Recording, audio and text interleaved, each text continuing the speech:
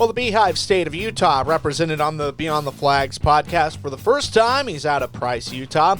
Payce Herrera coming on the show, talking about his banner 2024 year, which was his first in the Sunoco IMCA Hobby Stocks, landing him the Junior Championship, as well as the National Rookie of the Year, as well as the Big Daddy Race Car Southern Region Rookie of the Year in Hobby Stock competition, and all the success and wins, including the Castle Country Clash in Desert Thunder Raceway in his native Payce. That's coming up next. But before we get to the interview, make sure wherever you're listening or watching from, you hit the like button and subscribe so that you don't miss out on future episodes. Well, the first driver that we've interviewed from the state of Utah is coming off a banner 2024 season, including the Junior National Champion and National Rookie of the Year for Sunoco IMCA Hobby Stocks. Payce Herrera. Payce, it's great to have you on the Beyond the Flags podcast. Yeah, thank you for having me. This is awesome to be on here. So Payce, 2024, pretty incredible. Ran a lot in the Sunoco IMCA Hobby Stocks, managed to pick up 24 victories and then also some other victories to your credit, but obviously the main focus was, or the main success was in the hobby stock ranks, and just did a sensational job, it seemed like. Yeah, it was no easy task for sure. It was a chore all year long. It seemed like it never stopped, and it was always a train that just had to keep rolling. Well, and I think a lot of folks that may not give kind of that Utah area of the country enough attention or whatever you want to label it as, because sure, Desert Thunder Raceway doesn't race every week, but when they do, it's multi-day shows, and same for some of the other tracks that are out there. So sure, it may not be running at the same place weekly, but when you do, it's a double header, and when everyone else is pretty much running a double header, where some guys are racing 4 times out of the month, you're doing 8 or sometimes even more. Yes. And obviously that's big and key when it comes to just getting laps and just getting seat time and just getting comfortable and getting more experience. Oh yeah, for sure. That's what all comes down to win races, and spending time in the shop on your car. Man, there were so many days I would just dread changing gears, and I just didn't want to do it. But, I just had to push through, and, man, it was just such a remarkable season. And, I don't know, it was just so many words to describe it. Well, and just starting off, you guys, IMCA TV Winter Nationals at Kokopah Speedway in Somerton. That's a place that you've frequented over the years, and that's kind of where everything started for 2025. Yeah, it will for this year as well. I went there in, I believe it was 2023 with a Sport Compact, and we did not have so much great of luck. And we came back for the 24, and I would say it was a win for us, running against the best in the country down there for sure. And yeah, I'm excited to go back down there. Well, and then you guys, didn't take that much of a time off, so to speak, because things in your native state of Utah kind of kicked right off, and spent a lot of time there racing throughout the spring and the summer. Looked like made some trips occasionally to Sweetwater Speedway in Rock Springs, Wyoming, and it looks like Deuce Club's Thunder Raceway in Show Low, Arizona. But it seemed like whenever there was an opportunity to race, you guys were finding a way to get to the track. Yeah, for sure. We spent almost our whole winter down in Arizona, just racing Casa Grande and Yuma. And we went to Show Low one time this year, went to Mojave, went and ventured up to Sweetwater one time this year, and then just raced our local tracks. And then, of course, went to the Midwest. You were at the Showtown and Motown at Marshalltown, and then Speedway Motors IMCA Super Nationals fueled by Casey's. No doubt that is always a big deal to be at those events, and no doubt draws the best talent that the nation has to offer. Yeah, that's no doubt. And it seems like we didn't have that this year. It seems like we drew about any high fill there was. But man, it was just, this year was so amazing. You know, we got our first heat race win, and I don't know, just something about that place makes you want to go back every year to try to accomplish it. And then you come home and just you get on this incredible streak of winning. The 13th and 14th of September, sweeping the weekend at Desert Thunder, then continued at Miller County Raceway in Delta, swept the weekend there. And no doubt a big accomplishment to kind of put an exclamation mark on the season as far as points getting. The Castle Country Clash at Desert Thunder Raceway, which I would describe, and feel free to correct me if I'm wrong, that's a huge weekend for anybody to let alone compete in, let alone to winning 2 out of the 3 nights and coming away with the Hobby Stock Championship there. Yeah, for sure. That's the biggest weekend of the year for Desert Thunder Raceway, and there were some good guys that came down, and we were very, very fortunate enough to come out with 2 wins and a second place in the overall. So, yeah, it was definitely an exclamation point on the end of the season, for sure. Well, all that racing, definitely, no doubt, a lot of blood, sweat, and tears and energy. But able to accomplish the Utah State Championship. You'd won it before with the Sport Compacts. Doing it with the Hobby Stocks, did it feel a little bit different, or was it just as hard, or was the feeling just the same? It was definitely, I would say, different. We didn't really know what was going to happen. We were just kind of bouncing all over the place, just trying to get in as many races as we possibly could to secure national rookie. But yeah, it definitely has some meaning to it. Yeah, and no doubt the junior national rookie deal, that's a big deal, because you're going up against a lot of drivers, obviously in your same age bracket, that are hungry and that are motivated to go out and race as much as they can and do the best as they can. Yeah, for sure. And there wasn't very many kids that are around this area that competed for that. I know Reyes Vasquez, I think he took 5th. Congrats to him. But, man, it's just hard competing against guys back east that can just race 4, 5, 6 nights a week. And but, we just kept our heads down and we just kept grinding every weekend, day in and day out. And I'm glad we got the job done. Well, and another dynamic too is it's not just other hobby stock racers that you're racing. They could be in a mod light, they could be in a sport compact, they could be in a modified, a late model, a sport mod, a stock car. I mean, any of the division, a sprint car that the Speedway Motors IMCA weekly program offers, it's pretty much everybody that is of young age thrown in one big pile, and it's kind of king of the mountain, so to speak, survival of the fittest. Yes, yeah, for sure. Well, let's turn the clock back a little bit. I first ran into you probably about 2023, I think it was, Winter Nationals. You're running in the Sport Compact division. And for people that don't know your story, how did everything start for you to become a race car driver? So it actually kind of tumbled into something. I used to do motocross when I was younger, and I got into a couple bad accidents, and my dad pulled me away from it, and it was probably the best thing that ever happened, to then come back and start racing when I was about 13, I believe. And that's how all my racing started.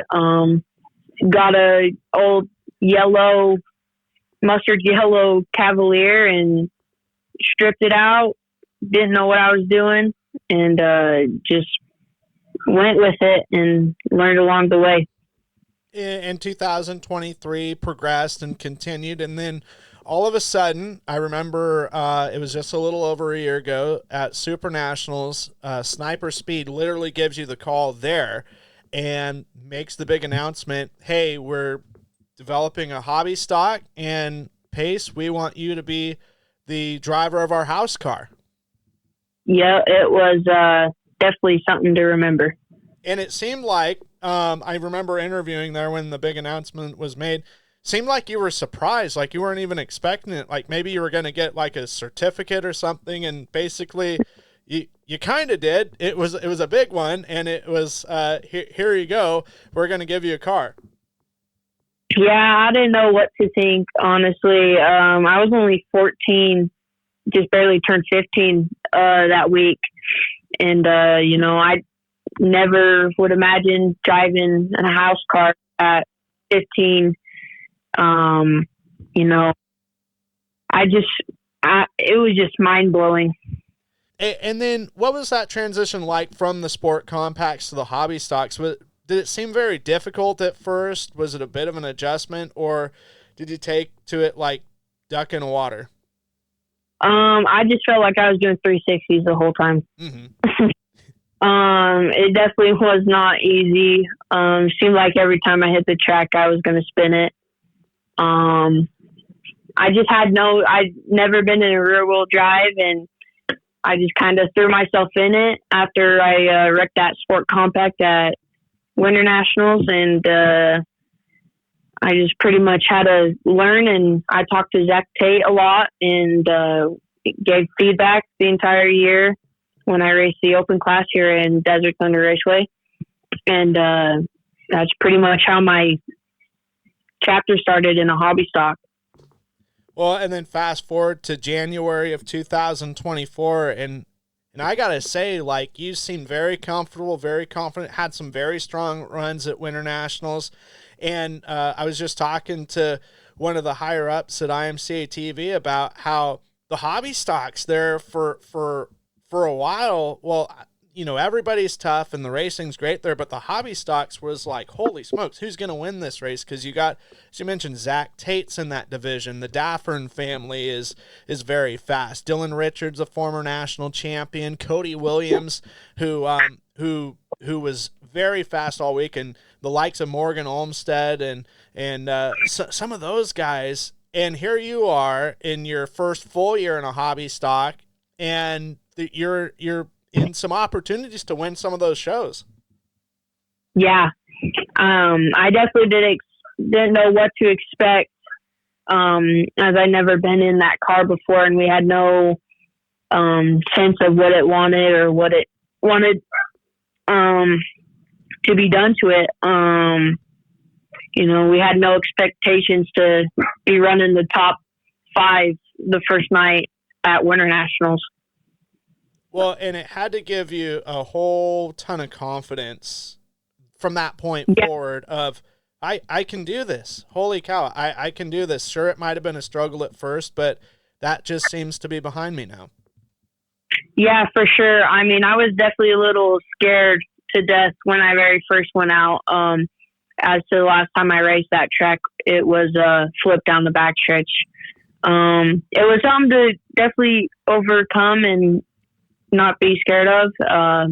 But I felt like after that, there was no other place than just go race. Are you looking to find that adrenaline rush, but you can't because you're not at the racetrack?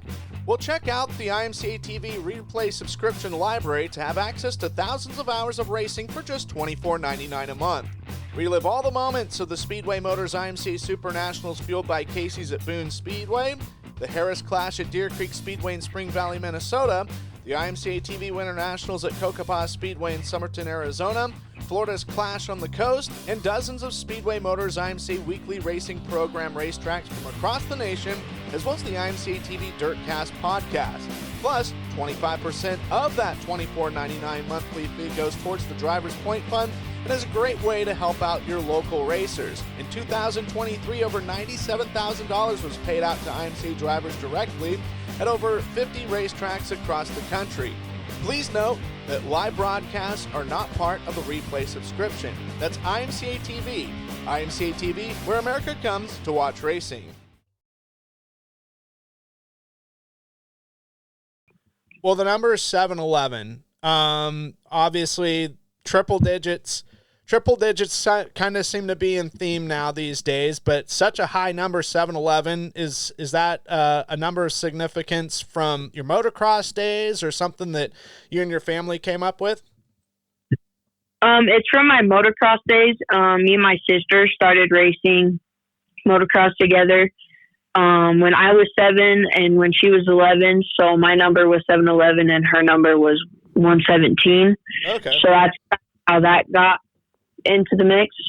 Okay, nothing to do with convenience store franchise and Slurpees or anything like that. Okay, all right. It'd be cool though. No, yeah, there you go. Hey, you never know. Somebody might be listening and they might throw some money at you, and you can be the 7-Eleven car. So, oh, that'd be cool. Free slushies. There you go. Free slushes for everybody. There you go. Payce, Utah.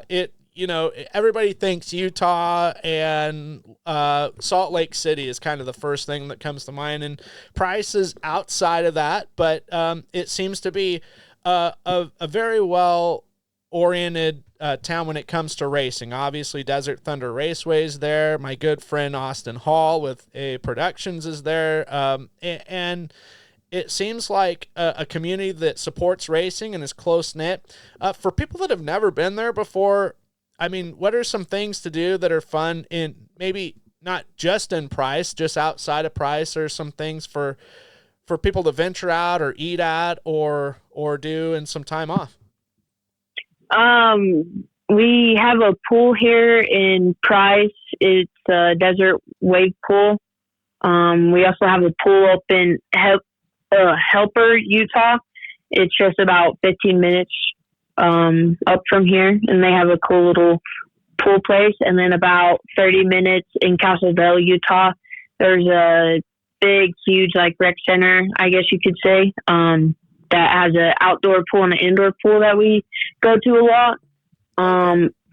Other than that, we don't really have very much stuff to do. It's just a very small town. Sure. I assume gets pretty warm in the summertime, but gets pretty cold in the wintertime. Yeah, for sure. And then you guys get snow, right? Yeah, which is not I like, but yeah, no doubt. No snow. I mean, I can tolerate snow. Ice is a whole different beast with me. I don't like ice at all. Yeah.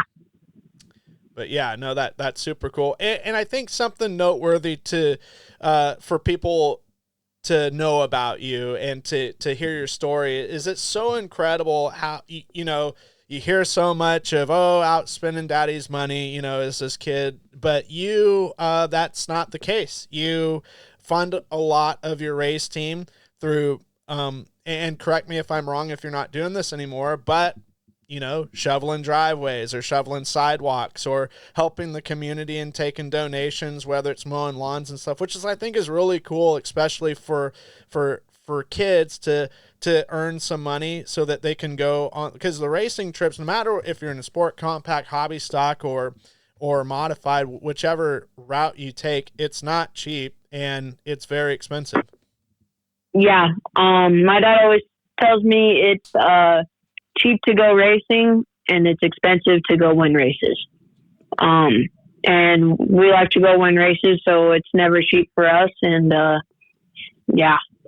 It's so cool because not just the work ethic that is there, not just with you, but your sister as well, going to Super Nationals and scrubbing down people's cars. And it's so cool to see that you guys are there to help people in the community as well as the racing community, and but also you're doing it to try and achieve your dreams as well. Yeah, for sure. Yeah, definitely our dreams are to hopefully make a living out of what we do and what we love as we get older. And speaking of other things, you ran a bit of a Friesen Performance IMC Northern Sport model a little bit this season, correct? Yes. And are you planning to kind of do double duty a lot more moving forward, or where things stand there? Not really sure, as the plans are up in the air for next season. double duty is just hard with a hobby stock and a sport mod. Sure. They're hard to balance out with both of the driving styles. So I'm not really sure what's up for the plans right now. Okay. Yeah, I was going to say, it seemed like you mainly ran double duty, at home at Desert Thunder Raceway. No doubt that's a lot easier logistically. You're not having to travel so far, and you're right there. Yeah, for sure. Well, for people that that want to support you, do you guys have an apparel run going with T-shirts or sweatshirts or a social media page where people can look at your upcoming schedule or perhaps some of your race results? Yeah, so we post all of our merchandise and what we have for sale on Facebook, Payce Herrera Racing, as well as Instagram too. And yeah, that's where we post 90% of my stuff at. Okay. That's awesome. I know that, to accomplish everything that you did in this amazing 2024 season, as well as, from the very start, there's been special people behind you and to help you. And I'd just like to give you the floor a little bit to thank them, whether it's family members, sponsors, marketing partners, anybody you feel needs mention. First and foremost, my family, my mom, my dad, my sisters, Aaron and Shane Waybright, Ryan and Amanda Dimmick, and Cade Dimmick as well. Abilene Race Rads, Addiction Chassis, Aero Race Wheels, Axel Racing, Aftermath Motorsports, Auto City, AutoZone, Avery's Collision Repair and Restoration, Beach Creative Group, BHE, Butterfly Creations, Carolina Racing Supply, Central Arizona Raceway, Cocopah Speedway, Deuce of Clubs Raceway, Cold Slayer, Cold Stone Creamery, CRS Suspension Fabrication, Cycle Savers, Dakota Diesel Repair, Dave Pearson's Recycling Center, Desert Disposal, Desert Thunder Connection, Dirt Defender, iBox, Ed Whitehead Tire Pros, Fast Shaft, Finish Line Landscaping, Snow Removal, Hatch Toyota State Line, Hooker Harness, Jones Racing Products, Kevco Oil Pans and Components, KSC Racing Products, Lambs Distributing, Mills Farms, NITB Racing, 1-2 Wraps, Performance Bodies, Pulse Racing Innovations, R&R Propane, Shreddy One Sanctuary, Sir Lawrence O'Connor, Sniper Speed, Sparkle by Mirai, Spectrum Paint, Sights Towing, Superior Steering Wheels and Graphics, Taco Time, Team Rowdy, Ty Damon by Love Tap Fabrication, Tom Berry Motorsports LLC, Tomcat Performance, Tom Tom's Guide Service, Utah Motorsports Foundation, Quality Crushing, Valley Chiropractic and Wellness, Weir's Machine and Racing Products, and XS Power Batteries. Awesome. That's quite the list, and no doubt that every single one of them are super special. Well, it's always great to chat with you and your family, Payce, and I hope that the winter treats you well, and I can't wait to bump into you at the IMCA TV Winter Nationals coming up here in just a couple months. Yeah, for sure. Looking forward to see you as well.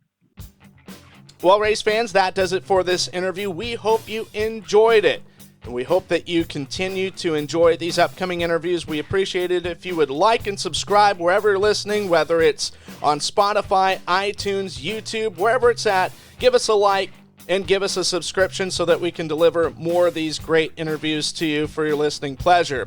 In the meantime, wherever we're at, wherever you're listening, we hope you have a great rest of your day and a pleasant evening, and we will see you soon here at Highside Racing Promotions.